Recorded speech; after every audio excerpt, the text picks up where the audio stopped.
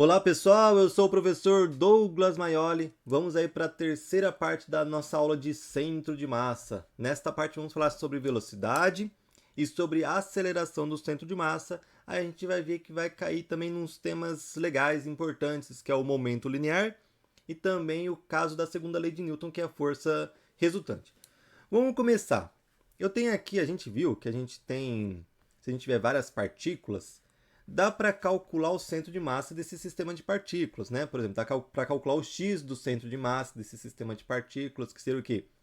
Pegar cada massa de cada partícula vezes o seu x correspondente, fazer isso para todas as partículas, somar tudo isso, é uma somatória, e dividir pela massa total do sistema. O que é a massa total do sistema? É a soma de todas as massas de todas as partículas.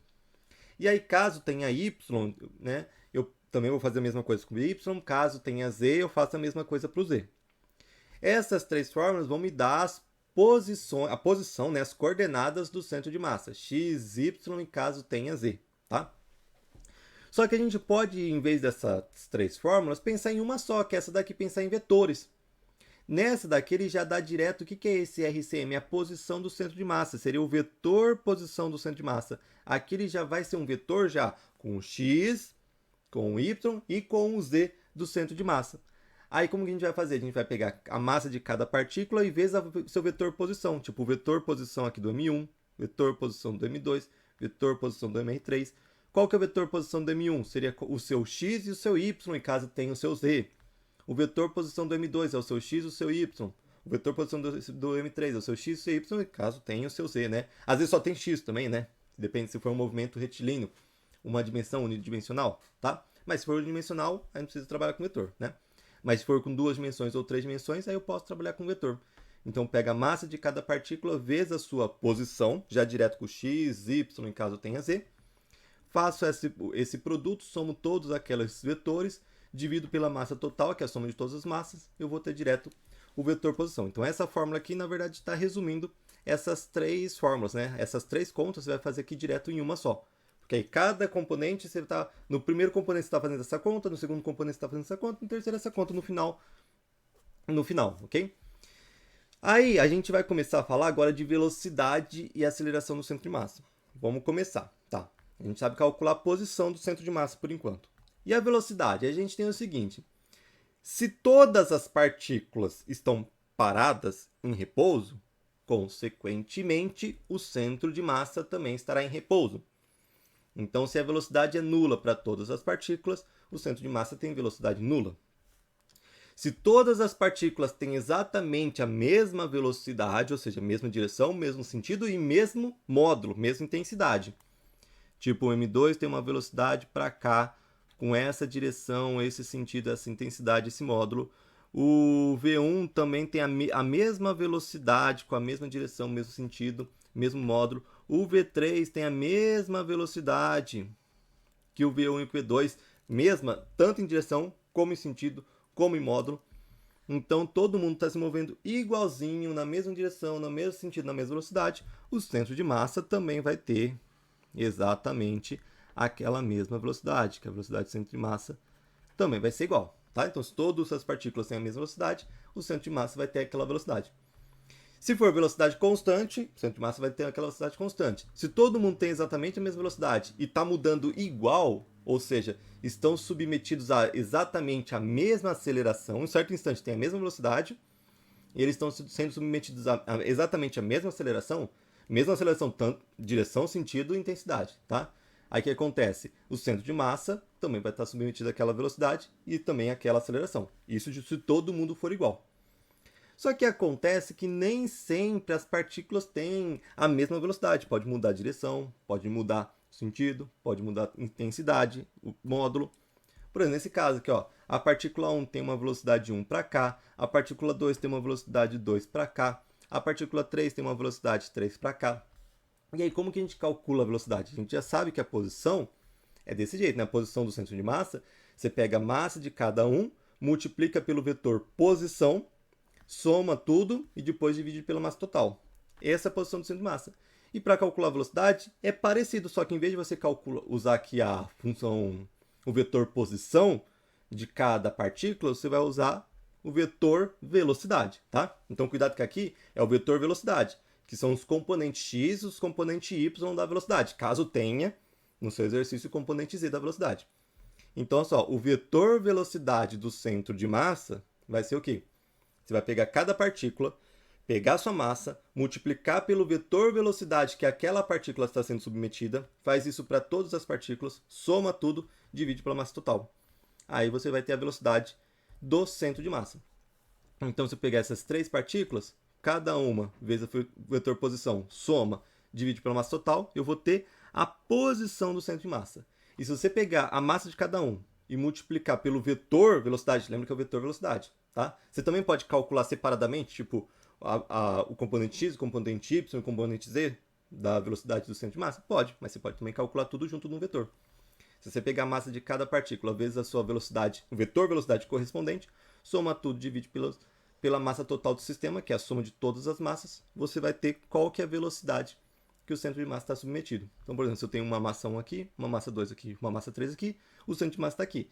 Se ele está vindo nessa direção com essa velocidade, se essa massa 2 está indo nessa direção com essa velocidade, se essa massa 3 está indo nessa velocidade, o que acontece com o centro de massa? Se você somar tudo, usar essa forma, M1 vezes D1, M2 vezes D2, M3 vezes D3, soma tudo, divide pela massa total, no fundo você vai ter essa velocidade, ou seja, o centro de massa está indo nessa direção aqui com essa velocidade. E se a gente olhar aqui a velocidade do centro de massa, se eu passar a massa total do sistema multiplicando a velocidade do centro de massa, a gente tem o seguinte, ó, que a soma da massa vezes a velocidade de todas as partículas do meu sistema, ó, isso daqui eu estou pegando cada partícula, massa vezes a velocidade daquela partícula, e somando para todas as partículas, vai ser igual a massa total do meu sistema vezes a velocidade do centro de massa. Só que a gente tem que a massa vezes a velocidade é o momento linear, tá? E nesse caso aqui vai ser o momento linear total. O que é o momento linear total? Seria a soma do momento linear de todas as partículas. Essa partícula aqui, como que é o momento linear dessa partícula? Ela tem um momento linear? Tem. É a massa dela vezes a velocidade dela. Isso é momento linear. Massa vezes velocidade. Essa partícula aqui tem um momento linear? Sim. Massa vezes velocidade. Essa partícula tem um momento linear? Sim. Massa vezes velocidade. E se você somar o momento linear de todas as partículas, você tem um momento linear total. Então, o momento linear total você pode usar como ou essa fórmula, que é somar o momento linear de todas as partículas, que seria a massa de cada partícula vezes a velocidade de cada partícula, e aí soma esse momento linear de todas as partículas, você tem um momento linear total. Ou você pode pegar a massa total do sistema, que é a soma da massa de todas as partículas, e multiplicar pela velocidade do centro de massa. Então, a massa total vezes a velocidade do centro de massa também nos dá o momento linear total, ok? E isso dá para a gente pensar, fazer esse pensamento com um centro de massa, dá para resolver bastante exercício. Por exemplo, se eu pensar, o momento linear, ele é conservado quando não tem forças externas atuando no meu sistema, ok? Se tiver apenas forças internas, existe uma conservação do momento linear. Um caso é esse daqui, ó. Imagina que tem um projétil subindo aqui, tá? E nesse momento ele explode e separa em dois outros projéteis, ok? Mas, professor, nesse caso não tem conservação do momento linear, porque se ele está subindo, vamos supor que não tem resistência do ar, né? Já é uma força externa que a gente não está pensando. Mas se ele está subindo aqui, o que a gente tem? Bom, a velocidade, que a gente viu o lançamento de projétil, né? A velocidade horizontal é constante. Só que a velocidade vertical vai diminuindo até ele chegar na altura máxima e depois começa a aumentar. Então, se um componente da velocidade está mudando, a velocidade está mudando e a massa não. O momento linear é a massa vezes a velocidade, não é? É. Se a velocidade muda e a massa não, o momento linear muda. Beleza. Por quê? Muda porque tem uma força, que é a força gravitacional, que está tirando o momento linear. Tá?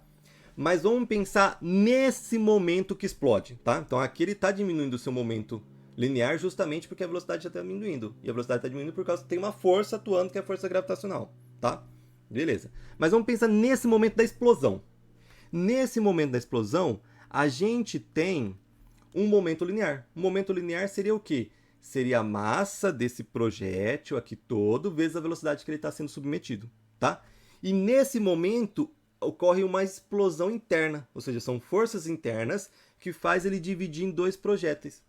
Aí esse projétil aqui, no momento que ele explode, ele vai ter, ó, esse projétil vai ter um momento linear 1, que é do projétil 1, vamos falar, que é a massa dele vezes a velocidade que ele está, ok?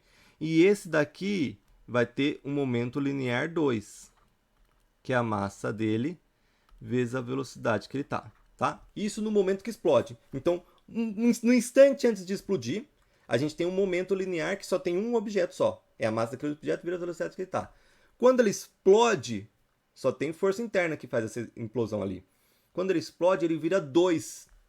Então ele vai ter o momento linear desse primeiro projétil, que é a massa dele vezes a velocidade dele, e esse daqui vai ter o momento linear dele, que vai ser a massa dele vezes a velocidade dele. E a gente tem que o momento linear aqui do todo, bem antes da explosão, vai ser exatamente a soma desses momentos lineares. A soma do momento linear do primeiro projétil do segundo projétil. Só que aí, tanto é que o primeiro projétil, ó, ele vai ganhar um pouquinho de velocidade.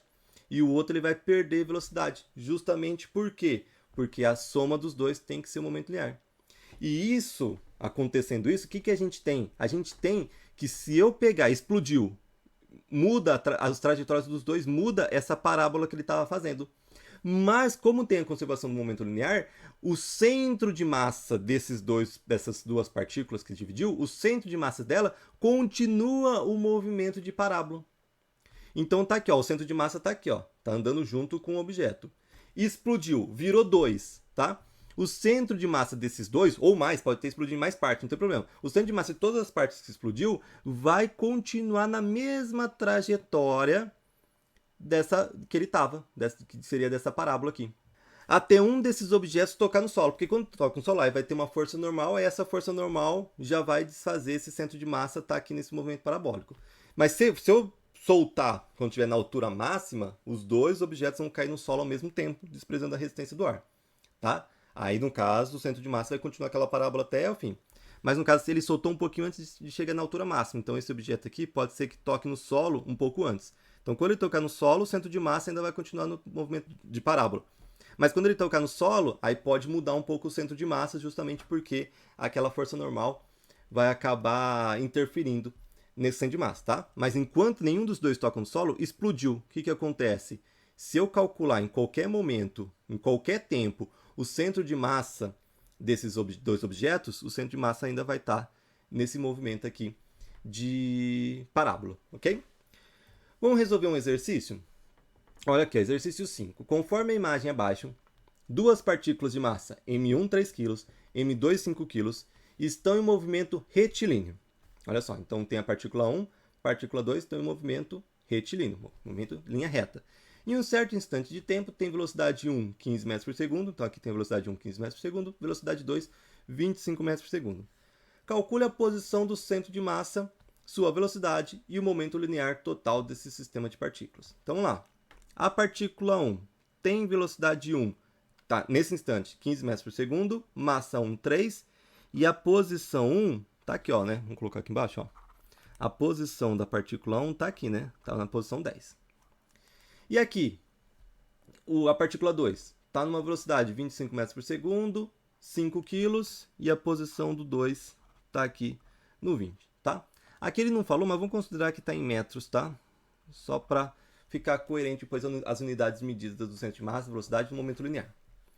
Vamos calcular primeiro a posição do centro de massa, tá? No caso, vai ser só o x, porque ele está em movimento retilíneo, então é um movimento unidimensional, só tem o x. Mas, professor, aqui tem o y, não tem problema, ele só está andando no x, ó. Ele não está mudando o y, nada, tá? Então, eu vou calcular só o x do centro de massa. Como que é o x do centro de massa? Você vai pegar o quê? Cada partícula, então a partícula 1, a massa da partícula 1, vezes a posição dela, mais a massa da partícula 2, vezes a posição dela, e dividido pela soma das massas. Não é isso que a gente faz para calcular a posição? Massa do 1, 3, posição do 1, 10, mais massa do 2, 5, vezes posição do 2, 20, dividido. Massa do 1, 3, mais massa do 2, 5. Quanto que vai dar? Aqui vai dar 30, aqui vai dar 100, né? 20, 40, 60, 80, 100. 100 mais 30, 130, dividido por 8. Então, vamos lá. 130 dividido por 8 dá 16,25. Ele está na posição aqui 16,25 metros. Beleza. Posição do centro de massa calculado. Então aqui mais ou menos no 16, né? Esse aqui é o 16,25. Qual que é a velocidade do centro de massa? Então vamos lá. Velocidade do centro de massa vai ser o quê? A massa da primeira partícula, a velocidade que ele está. No caso é uma velocidade unidimensional, tá? Então não vou usar vetor, vou usar só um número mesmo, né? Que é 15. Mais a velocidade... No caso aqui poderia, se quisesse usar para trás, negativo menos 15, aí contaria o sentido, tá? Mas eu vou pensar só no módulo mesmo. Eu já sei que se os dois estão para trás, esse daqui vai para trás também. Mas, por exemplo, se um tivesse para cá 15 e o outro para lá 25, olha, o desenho está para cá e para cá. Se um tivesse para cá e o outro tivesse para lá, o que acontece? Aí você teria que usar o sinal. Esse daqui, um que tivesse para positivo, um sinal positivo, que tivesse negativo, sinal negativo, tá? Mas como os dois estão no mesmo sentido, tudo bem, eu vou pensar só no módulo mesmo. Então a massa do 1, isso aqui vamos escrever, né? Massa do 1 vezes a velocidade do 1, depois eu troco. Massa do 2 vezes a velocidade do 2 sobre a soma das massas. Isso foi o que a gente acabou de ver. Aqui, ó, acabou de ver. A velocidade do centro de massa é o quê? Você pega a massa de cada vezes a sua velocidade e depois divide pela soma das massas, que é a massa total. A massa do 1 é 3, a velocidade do 1 é 15, vou usar positivo mesmo, como eu já expliquei. A massa do 2 é 5, a velocidade do 2 é 25, sobre a soma que é das massas, que é 3 mais 5. Tá? Então, vamos lá. 3 vezes 15 mais 5 vezes 25 dá 170, dividido por 8 dá 21,25. 21,25 metros por segundo, tá? Essa é a velocidade do centro de massa. Então, já sei qual que é a posição, ele está no x16,25, e ele está com uma velocidade para lá, porque é no mesmo sentido que os dois, na mesma direção que os dois, de 21,25 metros por segundo. Agora falta o que? A velocidade já foi, falta o momento linear. Vamos então agora calcular o momento linear. Eu quero o momento linear total. O momento linear total, o que eu posso fazer? Dois casos que eu posso fazer. Eu posso pegar a massa total do sistema vezes a velocidade do centro de massa, ok? Ou eu posso calcular, vamos pensar só em módulo mesmo, tá? Porque é o seguinte, está tudo para cá, então o momento linear também está nessa direção da velocidade. Porque o momento linear tem a mesma direção que a velocidade, só que o seu módulo é a massa vezes a velocidade, né? Então, o momento linear eu posso calcular desse jeito, né? No caso, qual que é o massa do sistema? 8, né? Que é 3 mais 5, 8. Vezes a velocidade do centro de massa, que é 21,25. Vamos lá, 21,25 vezes 8 dá 170. Esse é o momento linear.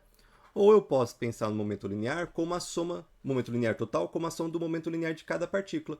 Tipo, essa primeira partícula, qual que é o momento linear dela? É a massa do 1 vezes a velocidade dela. Momento linear dessa segunda partícula, massa dela vezes a velocidade dela, né? Isso a gente já fez, né? Massa do 1 é 3, velocidade do 1, 15. Massa do 2, 5, velocidade do 2, 5. A gente já fez a conta, é 3 vezes 15 mais 5, 25, dá 170. Ok? Aí no caso, 170 o quê? Quilogramas vezes metro por segundo, né? Essa é a unidade do quilogramas vezes metro por segundo. Essa é a unidade do SI do momento linear, ok? Então perceba, se eu calcular massa total vezes velocidade do centro de massa, dá 170, ou eu poderia também calcular o momento linear total como a soma do momento linear de cada partícula, que a resposta acaba sendo a mesma. Para finalizar essa parte, vamos falar um pouquinho da aceleração. A gente já viu a posição do centro de massa, que é usar a posição de cada partícula vezes a sua massa, dividir pela massa total. A gente viu a velocidade do centro de massa, que é pegar a velocidade de cada partícula vezes a sua massa, somar e depois dividir pela massa total. E a aceleração é a mesma coisa. Qual que é a aceleração do centro de massa? Você pega a aceleração de cada partícula vezes a sua massa correspondente, soma para todas as partículas e divide pela massa total. E a gente tem, inclusive, aqui, ó, se você pegar e passar a massa dividindo, que está dividindo a massa multiplicando, então vai ficar massa vezes a aceleração do centro de massa. Vai ficar igual essa somatória aqui, né? Essa somatória de cada massa, de cada partícula, vezes a aceleração daquela partícula.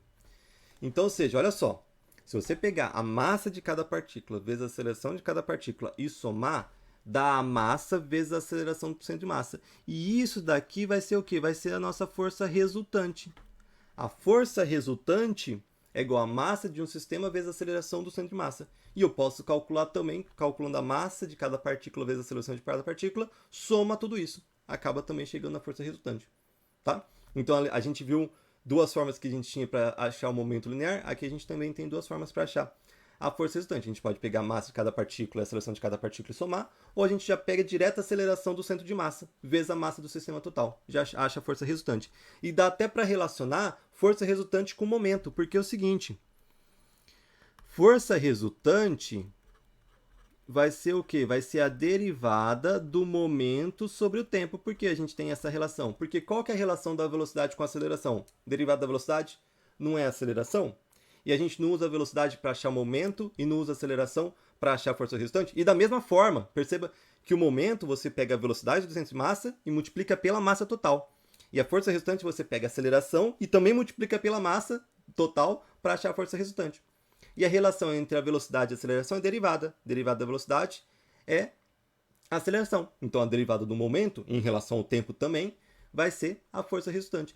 Tanto é que a gente tem que o momento, vamos trocar aqui o momento é a massa total do sistema vezes a velocidade do centro de massa, não é? Esse não é o momento?